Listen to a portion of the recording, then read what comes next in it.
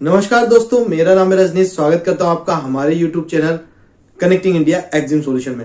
दोस्तों, connecting India EXIM solution India का ऐसा प्लेटफॉर्म है जहां पे आपको एक्सपोर्ट इंपोर्ट से रिलेटेड सारी जानकारी डिटेल में समझाई जाती है। हर एक चीज को पूरा डिटेल में आपको बताया जाता है कि किस तरीके से एक्सपोर्ट का प्रोसीजर होता है, किस तरीके से आपको डॉक्यूमेंट बनाने होते हैं, बायर कैसे ढूंढा जाएगा, किस तरीके से बायर जेन्युइन है कि नहीं है, ये सारी चीजें चेक करनी है, पेमेंट टर्म्स कैसी होती है, शिपिंग टर्म्स क्या होती है, ये सारी चीजों के बारे में आपको कंप्लीटली नॉलेज हमारे यूट्यूब चैनल पे मिलती है। इसलिए मैं आपसे रिक्वेस्ट करूंगा, अगर आप हमारे चैनल पर नए हैं तो हमारे चैनल को सब्सक्राइब करें, बेल आइकन को प्रेस करें ताकि हमारे आगे आने वाले वीडियोज के नोटिफिकेशन आपको मिलते रहें। तो चलिए दोस्तों, शुरू करते हैं आज का वीडियो।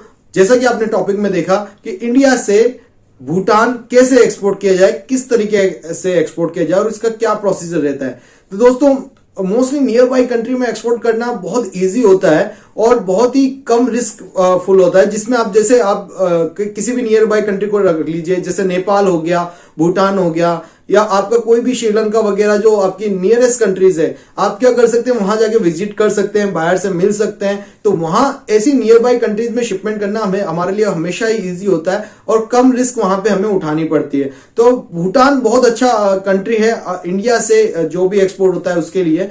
तो बहुत सारे प्रोडक्ट इंडिया से भूटान में जाते हैं। आपका व्हीट फ्लोर बहुत अच्छा जाता है, फ्रूट्स वेजिटेबल्स वगैरह काफी अच्छे जाते हैं, बहुत सारे अदर्स कमोडिटीज वगैरह, हर एक चीज, हर एक प्रोडक्ट, काफी सारे प्रोडक्ट वहां पे जाते हैं जो इंडिया से बहुत ज्यादा मात्रा के अंदर भूटान में जाते हैं।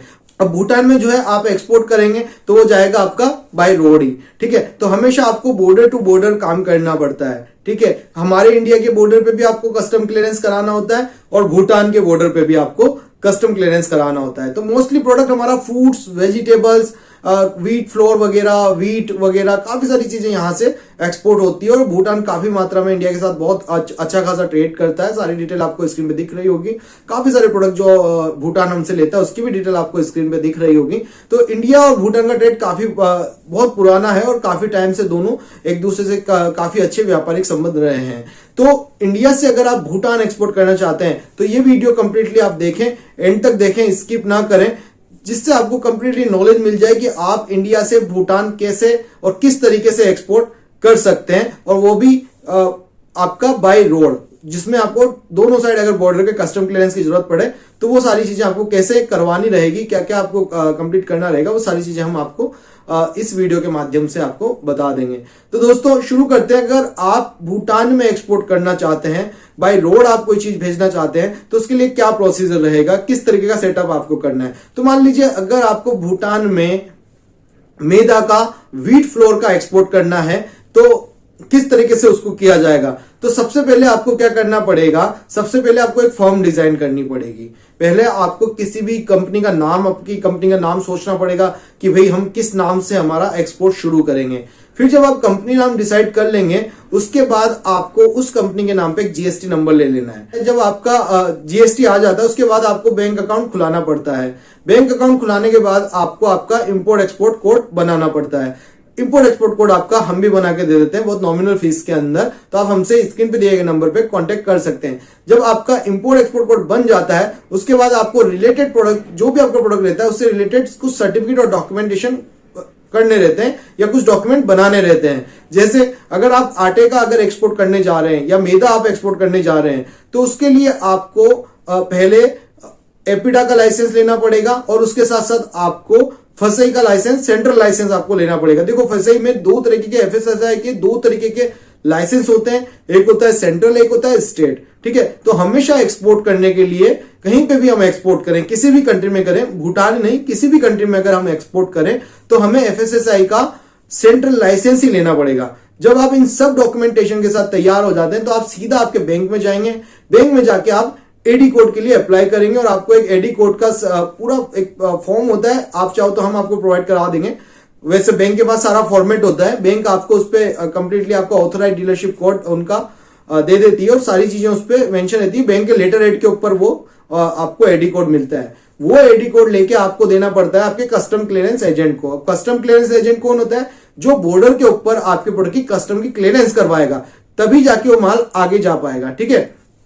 तो उसके लिए हमें एक सीएचए अपॉइंट करना रहता है। तो अगर आपको भूटान के लिए या नेपाल के लिए या बांग्लादेश बॉर्डर के लिए कोई भी सीएचए चाहिए तो वो सब हम आपका अरेंज करवा देंगे। आप हमसे भी स्क्रीन पे दिए गए नंबर पे कांटेक्ट कर सकते हैं, जिससे आपका अगर क्लियरेंस के लिए आपको कोई दिक्कत है तो हम आपका करवा देंगे क्लियरेंस भी किसी भी इंडिया के बॉर्डर से।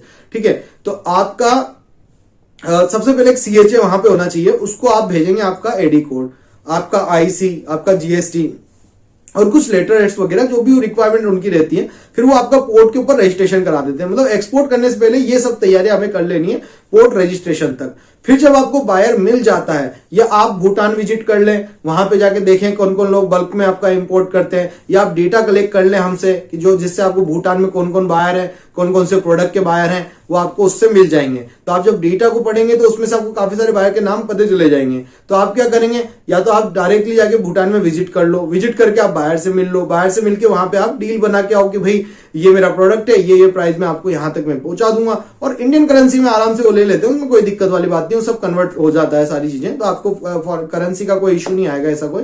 ठीक है, तो आप सिंपली जाके वहां से डील ले लें, या आप ऑनलाइन बैठ के घर पे बैठ के भी मार्केटिंग करें भूटान में, तो आपको ऐसे भी बायर मिल सकता है। जरूरी नहीं आप हर कंट्री में हम जाके विजिट करें तभी हमें बायर मिलेगा।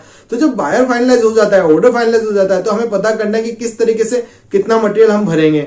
तो जैसे आप मैदा का एक्सपोर्ट करेंगे तो 25 टन आपको उसमें कंटेनर के अंदर भरना रहेगा, तो या ट्रक में आपका चला जाएगा मटेरियल, तो आप बाई ट्रक में लोड करें, ट्रक में आपका मटेरियल 25 टन लोड करें और आप यहां से डिस्पैच कर दें। आपकी जो भी फैक्ट्री है, जहां पे भी है, आप मैन्युफैक्चरर हो या ट्रेडर हो, ठीक है, आपको उसमें कोई दिक्कत वाली बात नहीं है, आराम से आप कर सकते हैं। बस फंसे लाइसेंस है जो है, अगर आप मैन्युफैक्चरर हैं तो मैन्युफैक्चरर वाला फैसे लाइसेंस आपको लेना है। अगर आप ट्रेडर है, मर्चेंट है, मर्चेंट एक्सपोर्टर है, तो मर्चेंट एक्सपोर्टर वाले आपको लाइसेंसिंग वगैरह की जरूरत पड़ेगी। हर जगह जहां भी फाइल करेंगे इंपोर्ट एक्सपोर्ट कोड भी आप लेंगे, तो एज ए मर्चेंट एक्सपोर्टर आपको लेना रहेगा। उसके बाद जब आपका पोर्ट पे रजिस्ट्रेशन हो जाएगा, बायर आपका फाइनल हो जाएगा, तो आप बायर से पेमेंट के लिए बोल दें कि जो भी आपका पेमेंट टर्म डिसाइड होगा कि भाई वो आपको बाद में देगा या आपको पहले ही पेमेंट लेना है या एडवांस पेमेंट लेना है, पेमेंट आपका ले लें। उसके बाद आप यहां से बाई ट्रक, बहुत सारे ट्रांसपोर्ट है जो भूटान, नेपाल, बांग्लादेश इनकी सर्विसेज देते हैं, तो आप सिंपली उनमें अपना माल लोड कीजिए। माल लोड करके आपका कस्टम क्लियरेंस जिस भी बॉर्डर से माल जाना है वहां पे पहुंचाइए। तो वहां पे जो हमारा CHA होता है, वो CHA आपका कस्टम क्लियरेंस करा देता है। और दो तरीके चीजें इसमें आपको देखनी है कि आपको आपकी पोर्ट, आपकी साइड का ही कस्टम क्लियरेंस कराना है या बायर की साइड का भी कस्टम क्लियरेंस आपको ही कराना है। तो बायर से पूछ के रखें कि भाई कई बार क्या होता है, उधर उनका कस्टम क्लियरेंस वाला होता है, वो करा लेता है, हमें सिर्फ हमारा बॉर्डर क्रॉस करना होता है। कई बार क्या होता है, जब हमें डिलीवरी बायर के गोडाउन तक या बायर की फैक्ट्री तक या बायर के कोई भी जगह जहां पे वो माल को स्टोरेज करेगा, वहां तक अगर देनी होती है बायर की किसी भी सिटी में, तो वहां तक हमें पहुंचाना होता है। तो उसके लिए क्या होता है, हमें हमारे यहाँ का भी कस्टम क्लियरेंस कराना पड़ता है, मतलब इंडिया के बॉर्डर का भी, और जो भूटान आप माल पहुंचाओगे तो भूटान के बॉर्डर पे भी आपको कस्टम क्लियरेंस कराना पड़ेगा, और वहां की इंपोर्ट ड्यूटी भी आपको पे करनी पड़ेगी। तो मैं तो आपको सजेस्ट करता हूं कि वहां पे जो कस्टम क्लियरेंस वाला हम जो अपॉइंट करते हैं, तो वो या तो बायर को पहले बोलो कि वो वहां का कस्टम क्लियरेंस वो खुद करा ले, या फिर आप क्या करा सकते हैं कि यहीं से आप वहां का भी कस्टम क्लियरेंस कराएं, और जो इंपोर्ट ड्यूटी है वो आप बायर को बोले कि वो वहां पे कर दे, या फिर हमें यहां से उसकी इंपोर्ट ड्यूटी भी हमें पे करनी पड़ती है, क्योंकि जब भी कोई चीज इंपोर्ट होती है तो उस पर इंपोर्ट ड्यूटी भी हमें पे करनी पड़ती है। तो आप जब भी कॉस्टिंग प्रिपेयर करें उससे पहले ये चीजें देख ले कि भाई कस्टम क्लियरेंस कौन कराएगा, किस तरीके से क्या क्या ड्यूटी लगेगी। अब आप अगर यहां तक का चार्जेस जोड़ के सोचो और फिर वहां पे आपको पता चले कि ड्यूटी भी आपने पे करनी है, तो आपको वहां लॉस भी हो सकता है। और कभी भी अंडर वैल्यू इन्वॉइस ना बनाए, ये भी प्रॉब्लम मैंने काफी सारे लोगों के साथ देखी है। फिर उनका माल वहां अटक जाता है, उसके फिर हमें कॉल करते हैं कई लोग और बोलते हैं सर हमारा माल अटक गया है, कस्टम में माल अटक गया है, और फिर उसको कस्टम क्लियरेंस करवा दीजिए। तो ऐसे कभी कुछ नहीं होता है। कई लोग 3000 के माल का 2000 रुपए कस्टम 1000 रुपए रेट लगा देंगे ताकि इंपोर्ट ड्यूटी वहां कम लगे।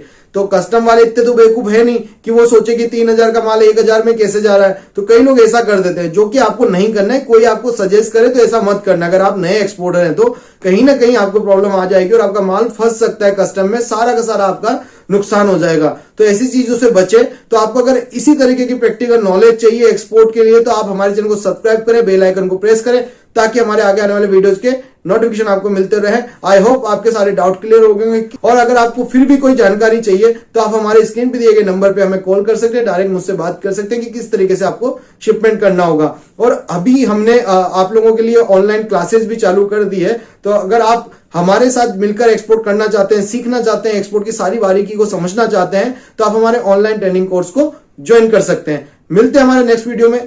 Thank you very much.